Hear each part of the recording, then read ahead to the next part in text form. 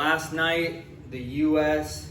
game number 6, World Cup qualifying against Costa Rica. If you guys have watched my previous videos, I said this was a must-win game, and I also said the U.S. needed to come out fast. The last 5 games, they hadn't scored 1 goal in the first half. And what happened? First minute, Costa Rica scores a goal, okay? Berhalter was saying the goal was offsides. Clearly, he didn't see Dest standing out of bounds to keep them onside. It was a goal. That's simple. With that being said, I was very happy to see the U.S.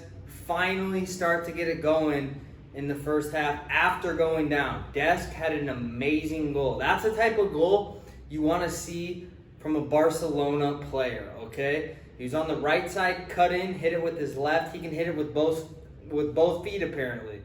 Dest is one of our best players. He should have been playing against Panama. Got the goal for us. It was huge. One thing I want to talk about, this starting lineup had 8 different changes from the previous game. I had talked about how the last lineup was not going to cut it. Berhalter knew he made a mistake. He took responsibility for the loss. He made the changes he needed to, and it showed.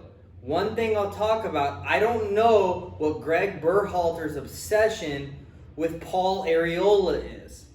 Now, before the game, if you guys follow me on Instagram, I made a post about the starting lineup. Originally, Paul Arriola was in the starting lineup.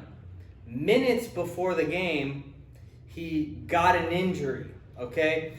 The injury, according to the announcers, was undisclosed. Now, if you look at all the comments on Instagram under the photo of the starting lineup, hundreds and hundreds of comments were saying the exact same thing that I was saying. Why is this guy even on the team?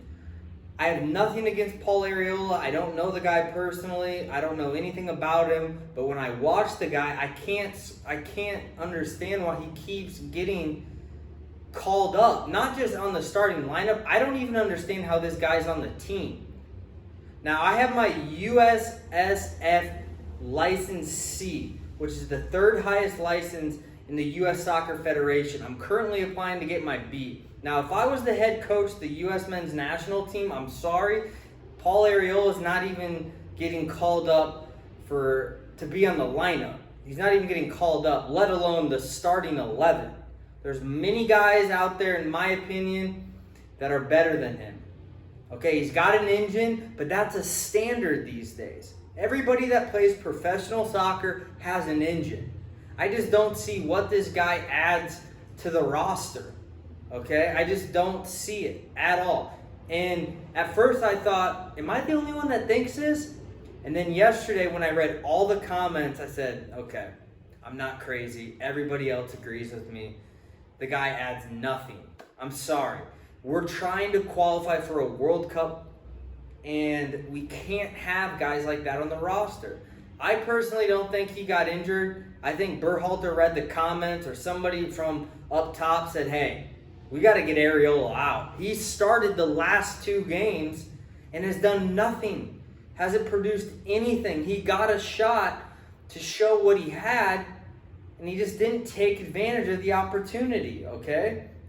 It's not like I have something against the guy. I don't know anything about him. I'm simply watching the games and making my opinion based off his performance. Now, with that being said, let's get into the game. 1-1 after Dest's goal. Unbelievable goal, like I said. We go into the half tied. In the second half, we completely dominated. Now, Costa Rica, I got to say this. They weren't dynamic at all. And when they brought in their subs, the announcer even said, looks like Costa Rica is getting their subs from their retirement home. The 3 subs they brought in, 38, 37, and 40. I mean, these guys are grandpas. So, no offense to Costa Rica, but we had to get that win against a squad like that, okay? And although it was only a 2-1 game, 3 points is 3 points in terms of World Cup qualifying games. So, I'm happy with it, okay? One thing I wanted to talk about, too, was Berhalter starting Steffen over Turner, okay? Turner's been playing pretty much in all these games for us, as Steffen, who originally was the #1 goalkeeper, was out. kind of a gamble. I'm not going to blame the first goal on Stefan completely, but he's cold. He hasn't been playing in real games. I'm sure he's been in training, but it's completely different, okay? If you've ever played soccer, you know sometimes you got to go with the goalie that's hot, the guy that's been in the game, that guy that has experience, okay? And Turner, I think right now is our number one goalie. Stefan, after he gets some games in his league for his team, maybe he gets the start. But right now, I think we got to ride Turner. He's got the hot hand. He's been getting more games. We got to go with Turner, okay? It's that simple. Nothing against Stefan. I think he's a great goalie. Right now, if you ask me, Turner's our goalie, okay? Other than that, I thought everybody else, looked pretty good. Adams in the midfielder was great with McKinney, with Musa. Aronson, I thought, looked good. And once we get Reyna and Pulisic back, I don't know if Pepe starts. Okay, Pepe looked okay, but it wasn't his best game. Okay, no goals for him this time.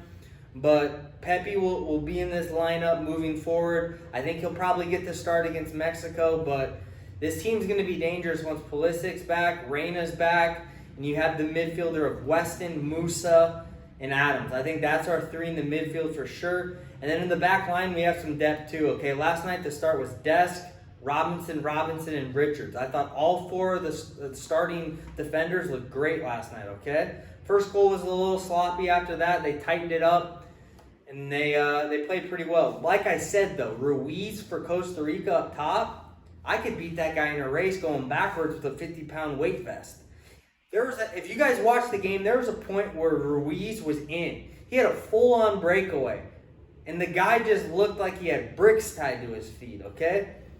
I'm not going to get too much into Costa Rica's lineup. Like I said, I mean, they're an old squad. They're not very good, but 3 points is 3 points, okay? And going into the Mexico game in November, we needed to get 3 points, okay? Right now, we're sitting in second. Canada's third. Mexico's number one, all right? I think we will qualify for this World Cup, but we're going to need to keep putting these games together, okay? Because nothing's guaranteed. Canada's looking good. Panama's looking good. You can't underestimate Canada, okay? And you can't underestimate Panama.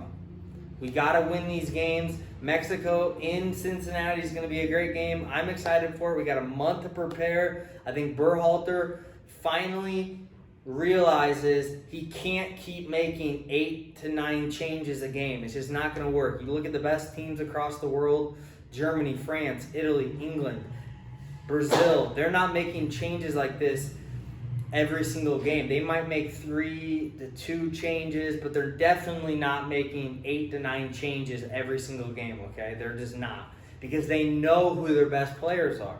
They don't need to keep figuring out, oh, let's try this guy, let's try that guy. We know who our best guys are at this point. We tried them out in the Gold Cup. We tried them out in the Nations League Cup. We know, okay? But with that being said, guys, I'm happy we got the 3 points. We're sitting in a good position. I think we'll qualify for the World Cup, but we got to keep putting these wins together. Mexico in November. Guys, thanks again, though, for tuning in for this video. If you liked it, hit subscription, and I'm going to keep making these videos for you guys, okay? And until next time, I'm out. Peace.